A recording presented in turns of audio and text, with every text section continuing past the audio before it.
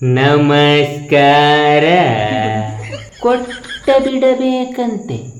ಇವನಿಗೆ ರಾಮ ಮಂದಿರದ ಹುಂಡಿಯ ಲೆಕ್ಕವನ್ನ ಇವನ ಕುಂಡಿಗೆ ಕೊಟ್ಟು ಬಿಡಬೇಕಂತೆ.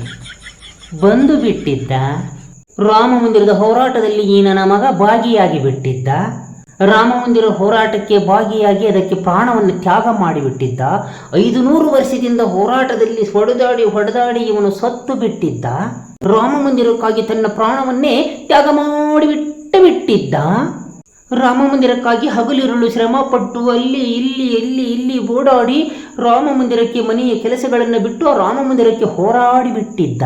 ರಾಮ ಮಂದಿರವನ್ನ ಕಟ್ಟಿಸುವಾಗ ಈ ಭಾಗ ಬಂದು ಹೇಳಿದ್ದು, ಅಲ್ಲಿ ಸರ್ಕಾರಿ ಆಸ್ಪತ್ರೆ ಕಟ್ಟಿಸಬೇಕು, ಅಲ್ಲಿ ಸರ್ಕಾರಿ ಶಾಲೆಯನ್ನು ಕಟ್ಟಿಸಬೇಕು. ಸಂಪೂರ್ಣವಾಗಿ ರಾಮ ಮಂದಿರವನ್ನು ತಿರಸ್ಕಾರ ಮಾಡಿದ ನೀನು ಈಗ ಒಂದು ಕುಂಡಿಯ ಲೆಕ್ಕವನ್ನು ಕೇಳುತ್ತಿದ್ದೀಯೇ. ಆ ಲೆಕ್ಕಕ್ಕೆ ಉತ್ತರವನ್ನು ಕೊಡಲಿಕ್ಕೆ ನಿಮ್ಮಪ್ಪ ಯೋಗೀಜಿ ಇರುವುದು. ಉತ್ತರ ಪ್ರದೇಶದ ಮುಖ್ಯಮಂತ್ರಿ ಯೋಗಿ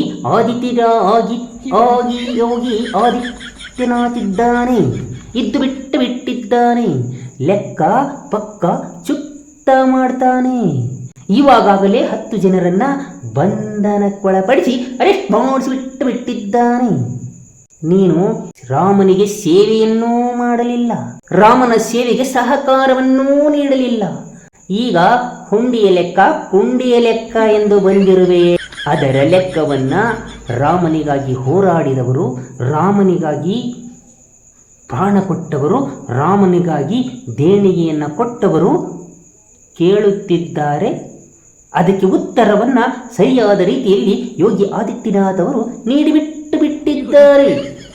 ನೀನು ಮುಚ್ಚಿಕೊಂಡಿರಬೇಕಾಗಿ ನಿನ್ನಂತೆ. ನೀವು 1 ಪಟ್ಟು ಮಾತನಾಡಿದರೆ ನಾನು 1000 ಪಟ್ಟು ಮಾತನಾಡಿಬಿಟ್ಟುಬಿಡುತ್ತೇನೆ. ಬಾಯಿ ಬಚ್ಚಲವಾಗಬಾರದೆಂದು ಸುಮ್ಮನೆ ಕುಳಿತಿದ್ದೇನೆ ಅಷ್ಟೇ. ನಮಸ್ಕಾರ.